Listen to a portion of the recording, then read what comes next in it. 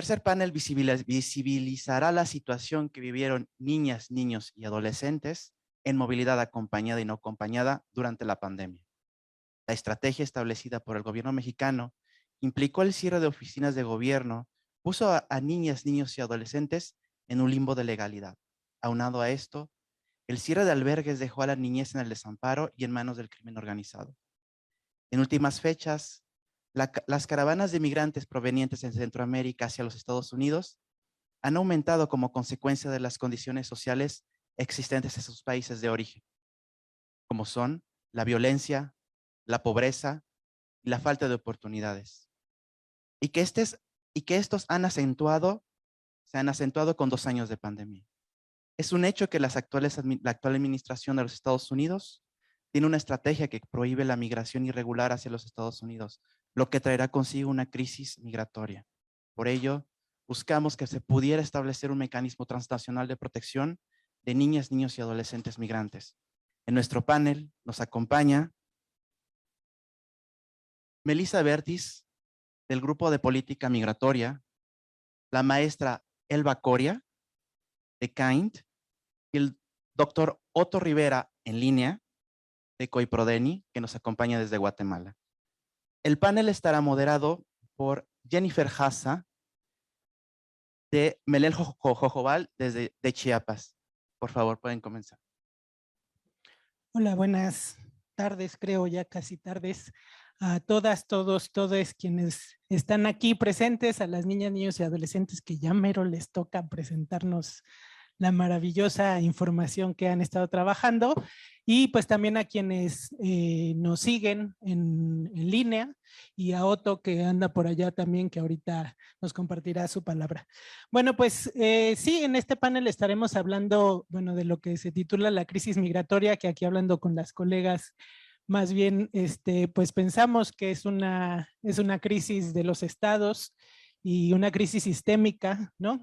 Frente a la desigualdad, al empobrecimiento, a las situaciones de injusticia social en los diferentes territorios de la región, y pues que obligan a miles de personas, no de ahora, sino ya desde hace varios años, a desplazarse y a movilizarse de sus lugares de origen, y que bueno, que esta situación de movilidad donde se calcula que pues al menos 30% de quienes se movilizan son niñas, niños y adolescentes, también los diferentes tipos, ¿no? O sea, las diferentes expresiones en la frontera norte, en la frontera sur, en todo el recorrido por el territorio nacional, y justo de eso es lo que estaremos hablando con Melissa, con Elba y con Otto en este panel.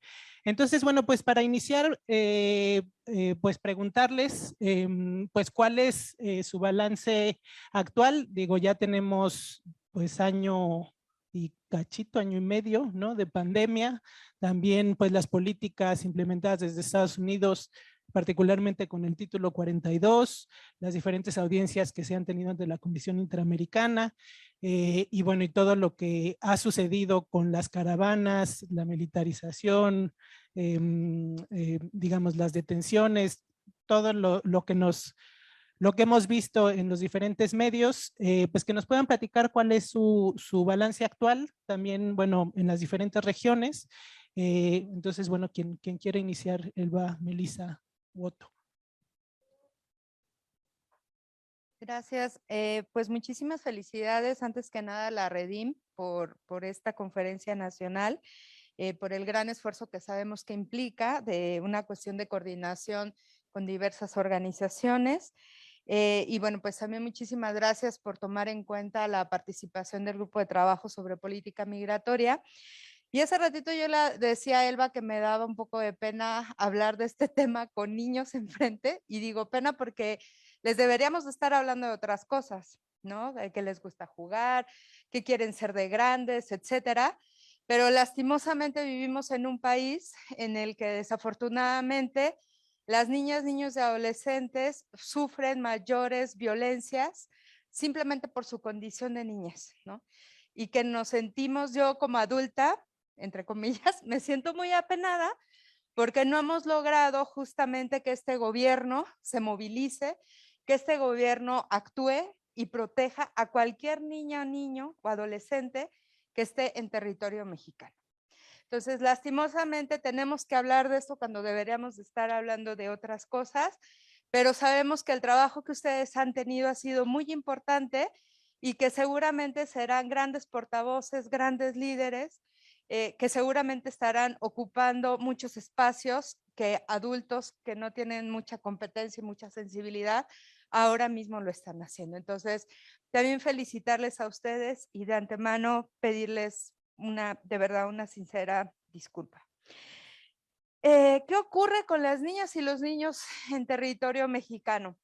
Bueno, yo colocaría 3 cosas particulares. Una es que existe una desprotección total por parte del gobierno mexicano de aquellas niñas, niños, adolescentes que pisan territorio mexicano.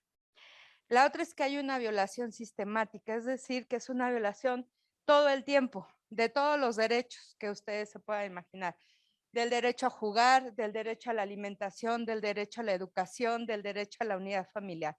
Todos los derechos que ustedes han aprendido en la escuela o que les han platicado desde Redim, desde las organizaciones de Redim, lamentablemente están siendo violentados. Es una violación sistémica porque en México existe una ley, que es la Ley General de Niñas, Niños y Adolescentes, que también está siendo violentada y que particularmente 3 cosas no las está cumpliendo el gobierno mexicano y particularmente el Instituto Nacional de Migración, la Procuraduría y el sistema DIF. Uno, que no están siendo capaces de identificar las necesidades de cada niña, niño, adolescente que pisa territorio mexicano.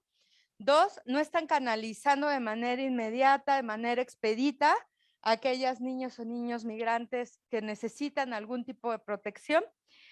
Y 3, no están atendiendo de manera integral la protección de sus derechos. Entonces, estamos en un contexto en el que hay un uso excesivo y desproporcionado de la fuerza, en donde se separa a niñas, niños y adolescentes de sus familias, en donde existe muchas condiciones pudieran significar tortura, tratos crueles, inhumanos y degradantes, y en donde realmente creo que las organizaciones y lamentablemente tampoco el gobierno está teniendo la capacidad de ver hasta dónde van a llegar esas afectaciones, no solo a la salud física, sino a la salud mental. Se violenta el derecho al asilo, ¿no? Aquellas personas que por alguna razón salen de su país y no pueden regresar, se está completamente violentando. Esta situación realmente no podemos diferenciar qué ocurre en el norte o qué ocurre en el sur, sino más bien consideramos que lamentablemente es una condición generalizada o una situación generalizada. Pues yo creo que un poco nada más puntualizaría algunos temas que ahora dio Melissa, pero antes, bueno, pues también agradecer a la Redim y a todos por la invitación. Pensaría que en temas de protección, ¿no? Precisamente cómo aseguramos el interés superior de niñas, niñas y adolescentes. Tenemos un marco legal que se inserta dentro del Sistema Nacional de Protección de Derechos de Niñas, Niñas y Adolescentes. Las procuradurías tienen un rol en la restitución y la protección de ese derecho, tanto para la determinación de su interés superior para restituir sus derechos, como para otros temas como puede ser el de la defensa legal frente a otras autoridades en procedimientos administrativos o judiciales. En fin, está este marco legal, pero sí, efectivamente necesitamos pensar en cuál, además del presupuesto, cuáles van a ser los mecanismos que nos van a permitir eficientar este sistema a favor de niños, niñas y adolescentes.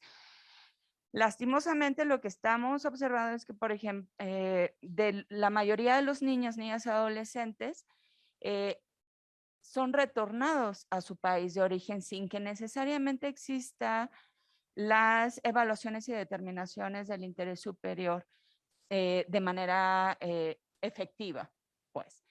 Tiene que ver con una falta de recursos económicos, con una falta de capacidad institucional de las procuradurías que hacen un esfuerzo muy grande por responder a la niñez, pero que sin embargo sus capacidades técnicas y materiales son insuficientes.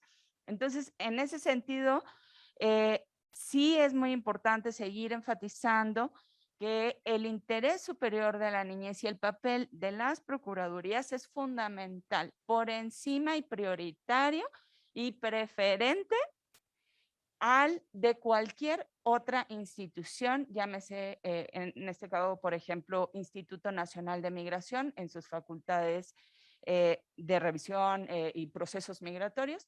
Siempre lo primordial es la actuación de estas instancias, ¿no? Y tenemos que reconocerles y darles las herramientas necesarias para que puedan cumplir con su rol de protección a los derechos de niños, niñas y adolescentes migrantes. No solamente niños migrantes extranjeros, también los nacionales que están migrando hacia los Estados Unidos, ¿no? En el primer panel se hablaba sobre cómo hacer para apoyar a los jóvenes o a los niños para que no sean captados por la delincuencia organizada, para sacarlos de las redes de violencia.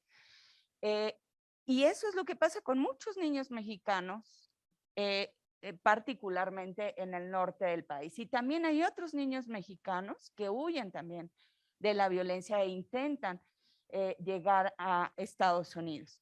Entonces, ahí, en todo lo que tiene que ver con el tema migratorio, tenemos que reposicionar a las procuradurías de protección y su importancia en la protección de los derechos, sean extranjeros o nacionales. Y bueno, creo que por ahora lo dejaré un poco por ahí. Muchas gracias ambas. Otto Rivera, que nos acompaña desde Guatemala, desde el CIPRODENI. No sé si tenemos ya el enlace.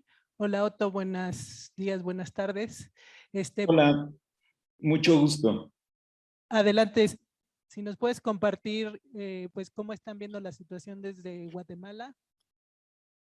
Bueno, muchísimas gracias a Redim México por esta linda invitación. Saludo a mis contertulias, mi querida maestra Melissa Bertis, que es un placer volver a coincidir con ella en estos espacios, a la maestra Elba Coria.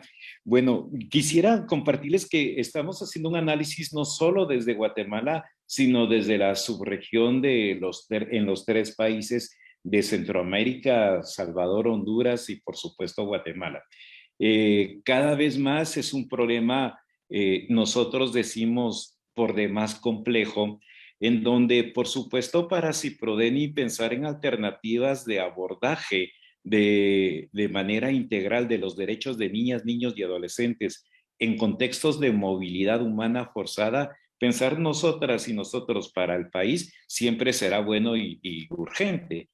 Pero y este ya no es un problema de un país, este es un problema subregional y aquí permítanme, porque lo hemos ido conversando con nuestras queridas y queridos colegas en Redim México, incluye a México. Entonces, la idea es cómo poder abordar de manera integral y sentar en derredor de la mesa a las autoridades de los 4 gobiernos en asocio con las organizaciones de sociedad civil, por supuesto, organismos especializados. Estamos pensando tanto en el Comité de Derechos del Niño, la Comisión Interamericana de Derechos Humanos, el Comité de Trabajadores Migratorios y sus familias, para buscar y diseñar y construir estrategias comunes para intervenciones diferenciadas. Y una de las cosas que también hemos ido analizando es que uno habla, y permítanme hacer este reduccionismo, uno habla de niñez migrante, pero nosotros hemos ido encontrando que el concepto que mejor se adapta para lo que estamos viviendo es niñez y adolescencia en movilidad humana forzada. Y ahí, en este concepto mucho más amplio, hay 4 categorías a considerar. 1, por supuesto, migración. 2, retorno. 3, asilo. Y 4, refugio. Pero solo en la categoría de migración hay microcategorías, porque no es lo mismo ser una niña, niño, adolescente, migrante, acompañado o no acompañado, y existen otras series más. Ahora, Y cierro este primer comentario diciendo, en Guatemala recibimos meses atrás la visita de la señora vicepresidenta de Estados Unidos, Kamala Harris, quien abordó o quien pidió al presidente de la República abordar las causas estructurales de la migración. No ha pasado nada desde entonces. Y lo último que quisiera comentar es que ahora estamos analizando una propuesta de iniciativa de ley de la congresista Norma Torres en Estados Unidos, una ley de protección a las niñas y las mujeres centroamericanas migrantes que estamos viendo con buenos ojos y que necesitamos discutir más con esa mirada, como repito, cuando menos subregional. Cierro mi comentario. Muchas gracias, Soto. Pues sí, justo pues hablamos, parte también de lo que queremos abordar en este panel, pues es sobre estas estrategias regionales entre los países. Desde Redim se ha propuesto el mecanismo transnacional. También, bueno, se ha buscado como la incidencia de la Comisión Interamericana, del propio comité. Entonces, bueno, si nos pueden contar un poco más de cuáles son los avances o las propuestas en torno a habilitar o a generar estos mecanismos transnacionales de coordinación.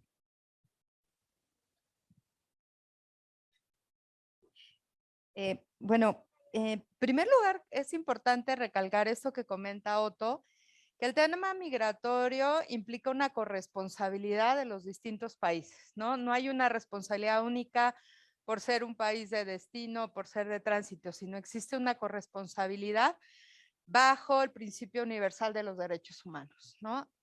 También hay una corresponsabilidad en los distintos niveles de gobierno de cada uno de los países. Lamentablemente en México seguimos escuchando de las autoridades, tanto del Poder Ejecutivo como del Poder Legislativo, que el tema migratorio es de ámbito federal.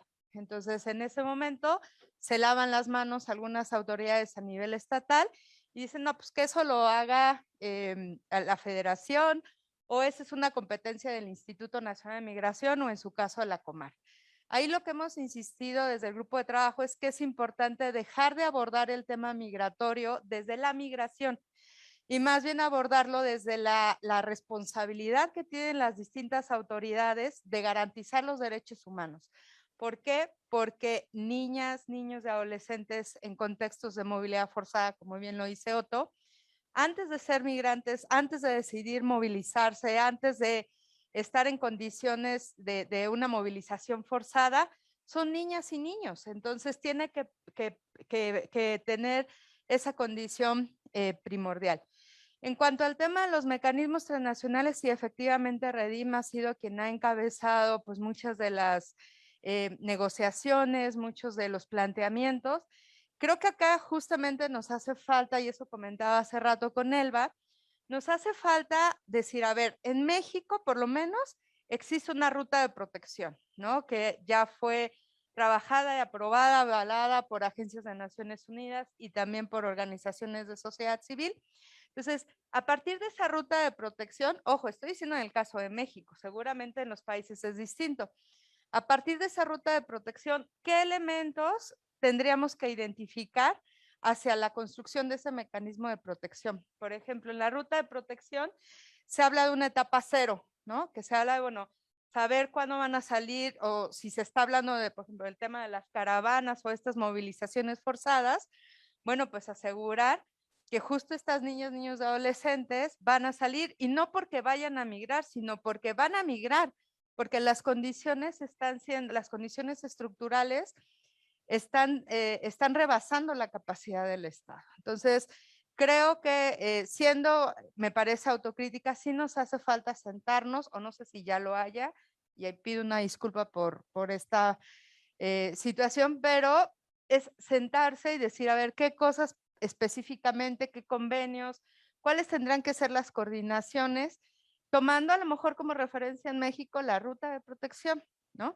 Y también modificando ciertos marcos normativos como la ley de migración, la ley de refugiados, en donde justamente se pueda visibilizar, por ejemplo, facultades que debería de tener la Secretaría de Relaciones Exteriores en tanto generar ciertos convenios de colaboración con países de Centroamérica o otros países para garantizar que niñas, niños y adolescentes que estén, por ejemplo, en territorio mexicano, cuando sean deportados o cuando sean llevados hacia otro país, lleven bajo el brazo un plan de restitución y que ese plan de restitución se garantice el seguimiento de su implementación, ¿no? Por ahí yo lo dejaría. Yo quizá recuperaría un poco lo que Melissa estaba diciendo sobre los planes de restitución de derechos, que me parece que es el punto central, cómo garantizar el interés superior del niño. Y en la garantía de del interés superior, lo relevante no es si el niño se queda en un país o en un territorio específico, dónde ponemos al niño, sino lo importante sería evaluar todas las opciones del niño para la restitución integral de sus derechos.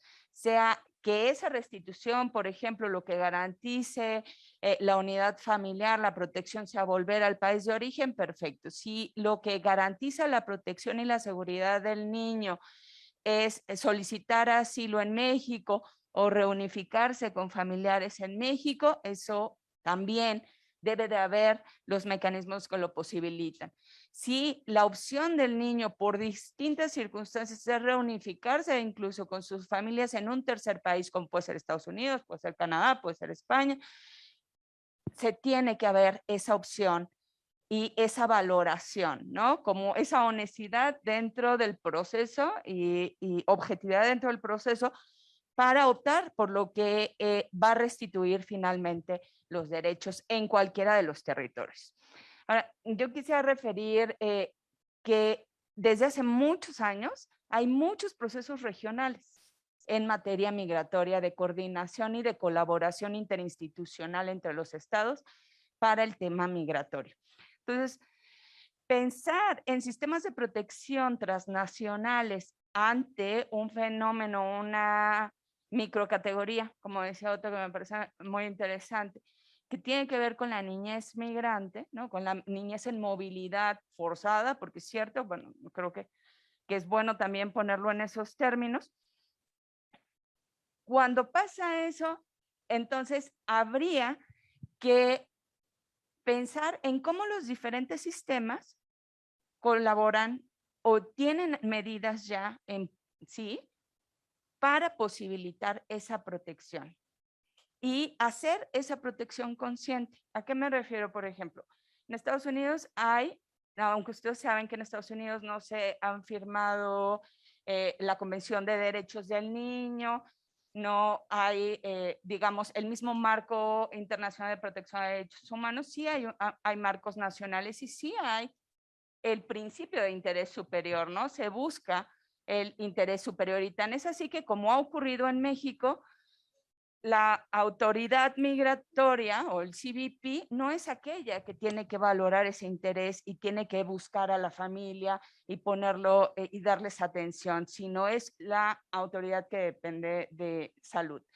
Y en México, evidentemente, también hemos caído en esta misma conclusión, ¿no? Entonces, así como los estados se han reunido históricamente para la colaboración en materia de seguridad, de control, etcétera, pueden establecer también alianzas y han establecido lineamientos, protocolos. Entonces, la cosa ahí es ponerlos en marcha, primero a nivel local, territorial, y después articularlos, ¿no?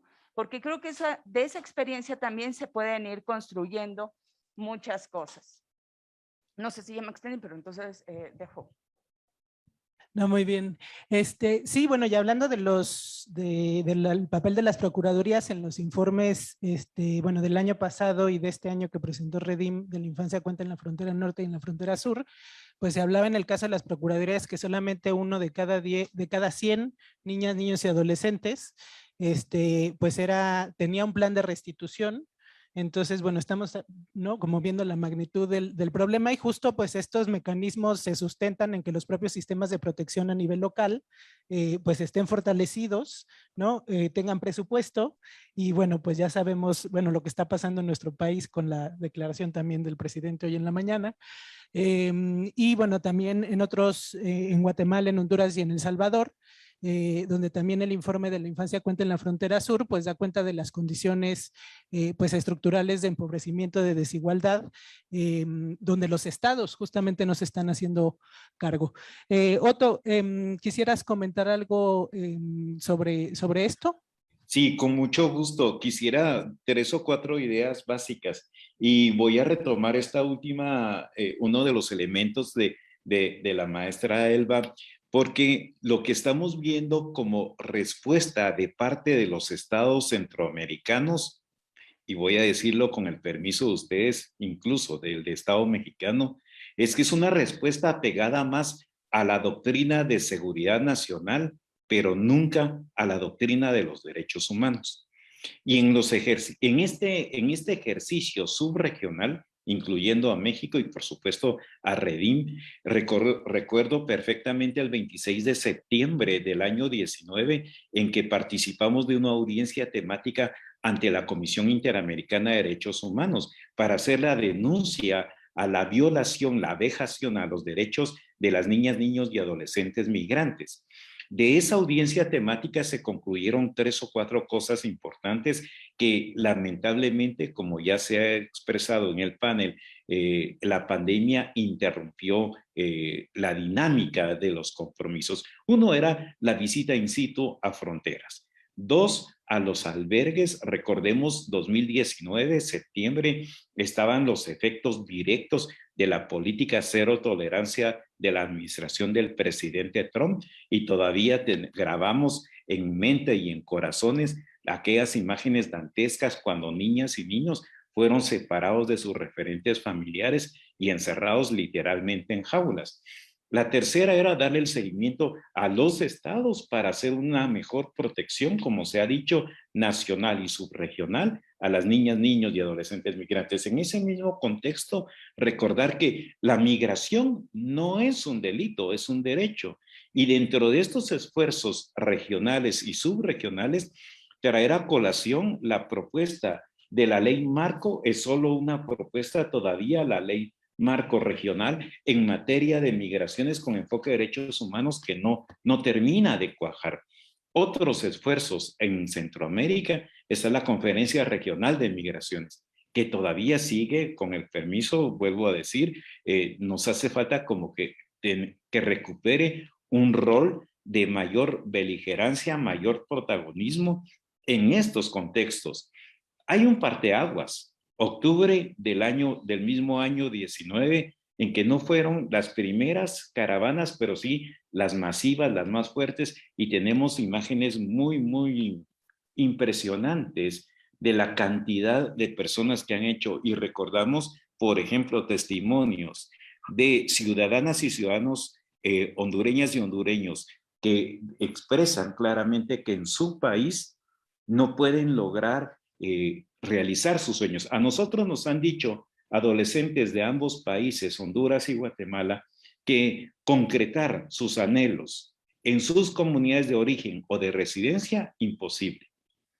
Las condiciones de pobreza y pobreza extrema, las violencias múltiples, la ausencia de políticas sociales básicas, están, como dice mi colega y amigo Wilmer Vázquez, director de la red COIPRODEN en Honduras, las chicas y los chicos no migran, huyen de esas condiciones de deterioro de la calidad de vida y de vejación a la dignidad humana.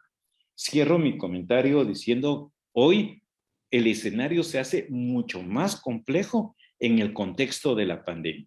Los indicadores y las proyecciones que nos hace la Comisión para América Latina y el Caribe, la Comisión Económica para América Latina y el Caribe, CEPAL, son dantescas.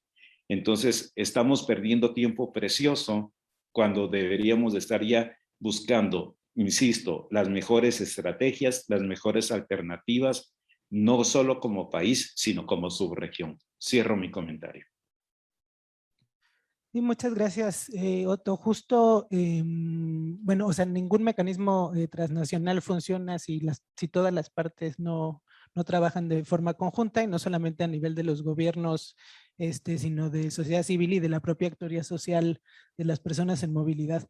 Pero frente a la obligación y a la responsabilidad de los estados, pues vemos que los intereses justamente sí hay voluntad de coordinarse, pero no en el sentido que nos gustaría, pero siguen apostando por una lógica de militarización de las fronteras, digamos en alianza también con pues los Estados Unidos, ¿no? Pues sí, del uso de la policía también, ¿no? Al interior para el control, ¿no? De las y los migrantes. Y entonces frente a estos estados, ¿no? Que tenemos actualmente, pues cuáles son ya para ir cerrando, pues los desafíos que ustedes identifican y también pues las grietas, ¿no? Por dónde colarse para seguir avanzando, pues sí, en fortalecer algunas vistas, ¿no? De justo no es quitar la mirada del tema de movilidad, sino de la situación de derechos humanos de esas personas en movilidad, y en particular de las niñas, niños y adolescentes. Híjole, pues es que creo que en primer lugar es una petición al gobierno mexicano, particularmente al Poder Ejecutivo, a justamente escuchar la experiencia de las organizaciones de personas migrantes, ¿no? De que justamente la construcción o la reconstrucción de una política migratoria tiene que ser tomando en cuenta la voz de quienes son las y los protagonistas, ¿no? De quienes acompañan de alguna u otra manera a este tipo de movilizaciones evidentemente forzadas. Y también revisar los marcos normativos, ¿no? Existen ciertas lagunas en la ley de migración, pero también existen ciertas lagunas en la Ley General de Derechos de Niñas, Niños y Adolescentes. Entonces creemos que sí es importante poder hacer una revisión de los marcos normativos, tener voluntad política y, por ejemplo, ahorita que se viene la aprobación del presupuesto que está bajo el mandato de la Cámara de Diputados, pues hacer un llamado justamente para fortalecer el sistema de protección de niñas, niños y adolescentes en México y no privilegiar también en cuanto a cuestión presupuestal los controles migratorios. No necesitamos controles migratorios.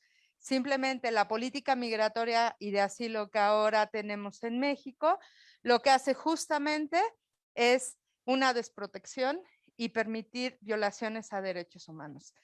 Los controles migratorios no son la respuesta es avanzar hacia una política de integración, hacia una política de inclusión, pero sobre todo una política en donde se visibilice a las personas migrantes que pueden aportar económica, política y socialmente, incluyendo niñas, niños y adolescentes.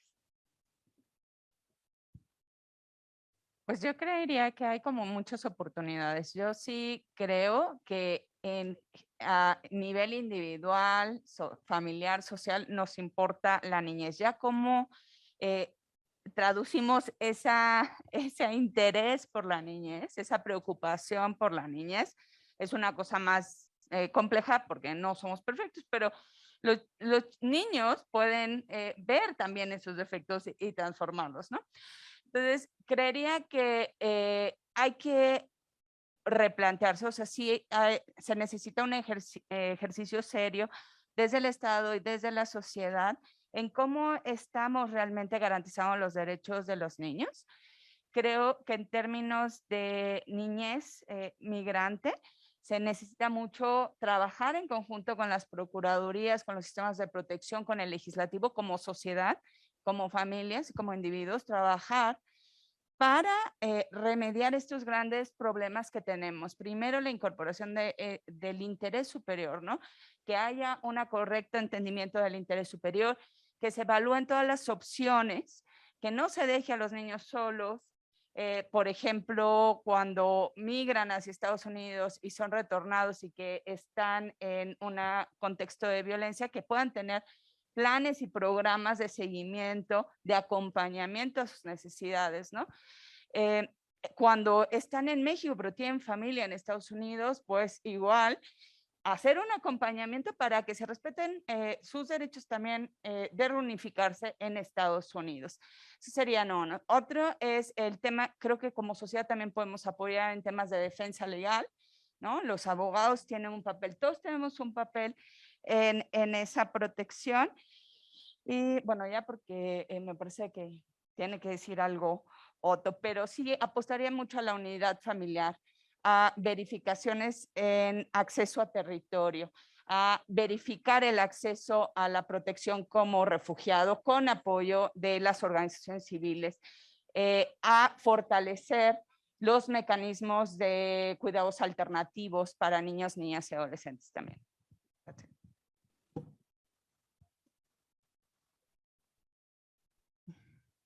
Otto, ¿sigue por ahí? Sí, aquí estoy. Bueno, en ese sentido, digo, a todas las causas estructurales que generan la movilidad humana forzada, ¿cuáles son otros desafíos a los que se enfrentan las niñas, niños y adolescentes migrantes y todas y todos los migrantes de la región? Además de ser presa de las redes de trata de personas, tráfico de personas, crimen organizado. Entonces, ¿hacia dónde deberíamos de ir pensando nosotros los tiempos inmediatos? Uno, yo creo que el primer paso es la construcción de escenarios. Y son 3 escenarios los que nosotros proponemos. Uno, el escenario geopolítico. Nuestros países juegan un papel, tienen un rol importante en la geopolítica y la geoestrategia de todo el continente. Entonces ahí hay que construir cómo nos vemos como países y como subregión para cuando menos la siguiente década. Creo que esa discusión no la hemos hecho. El segundo escenario es el macroeconómico. Y aquí voy a permitirme hablar de los 3 países centroamericanos. Nuestras economías están dependiendo básicamente de remesas. ¿Qué pasaría si, y lo conversamos con la maestra Melissa Bertis semanas atrás, qué pasaría si realmente las fronteras todas de Estados Unidos se cerrasen? Y no permitieran más migración latinoamericana y centroamericana. ¿Qué pasaría con estos países? Y eso, como ustedes han dicho, no es de ahora, sino tiene décadas de soportarse. Si no fuera por las remesas, nuestros países y nuestras sociedades hace años hubieran hecho aguas ante el contexto de pobreza y pobreza extrema. El tercer escenario, el rearticular en nuestros países el tejido social centroamericano y, por supuesto, de México. Y ahí hay como varios elementos en ese ejercicio de articular tejidos sociales. Siguiente recomendación. Los estados, todos los estados deben de priorizar la atención y el desarrollo integral de las niñas, niños y adolescentes. No lo son en este momento. Y les pongo 2 ejemplos solo para ilustrar esto que estamos diciendo. Uno es el tema de la inversión pública en la niñez y la adolescencia. En los 3 países de Centroamérica, el gasto público per cápita, niña, niño y adolescente, a duras penas supera $1 día. Y con este dólar día, con este dólar americano, se intenta cubrir 5 derechos: salud, alimentación, educación, protección integral, cultura, deporte y recreación. Un gasto a luces públicas, a luces vista, imposible de cubrir todos los derechos. Entonces, con la inversión pública se requieren también políticas sociales básicas de calidad. Y algo que está afectando mucho a los 3 países de Centroamérica es la corrupción. Por cada dólar que se va directo a bolsillos personales particulares, es $1 menos que se invierte en la niñez y la adolescencia. Y cierro mi comentario.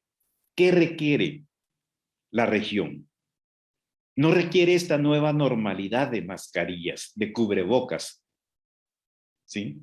Porque detrás de cada cubrebocas, detrás de cada barbijo, estamos haciendo las mismas fechorías que en la realidad anterior a COVID, con la diferencia que el cubrebocas hoy, la mascarilla hoy, nos da clandestinidad. No sabemos quién está detrás de ella. No, lo que requiere América Latina, lo que requiere Mesoamérica es una nueva humanidad. Una humanidad que coloque en el centro de la acción política intencionada a la niñez y la adolescencia en el puesto más alto de la jerarquía de sus prioridades. Solo en esa medida estaremos en el buen camino. Y cierro mi comentario con algo que nos decía muy recientemente, bueno, lo dijeron en octubre, finales de octubre, principios de noviembre del año 19, niñas, niños y adolescentes de América Latina en el contexto del tercer Congreso Panamericano de Niñez y Adolescencia, cuando nos decían que las mejores propuestas son aquellas que se construyen desde su pensar, desde su sentir y desde su decir. Los modelos de protección integral de niñez y adolescencia no pueden ni deben pensarse sin la participación protagónica de las niñas, niños y adolescentes. Cierro mi comentario. Pues muchísimas gracias a Otto, a Elba y a Melissa por este panel. Digo, claramente los desafíos son enormes, pero por fortuna somos tercas y tercos y persistentes y beligerantes. Y también, pues esto lo estamos haciendo y lo tenemos que fortalecer también junto con las niñas, niños y adolescentes como Sierra Otto, de construir otra humanidad, de frenar todos estos proyectos extractivistas que desplazan forzadamente a miles de personas en todos nuestros territorios. Pues a construir, ¿no? un mundo donde quepan muchos mundos, con justicia social y con condiciones dignas de vida para todas y todos. Entonces, muchísimas gracias, Otto, Melissa, Elba, y bueno, ya la Redim por este espacio.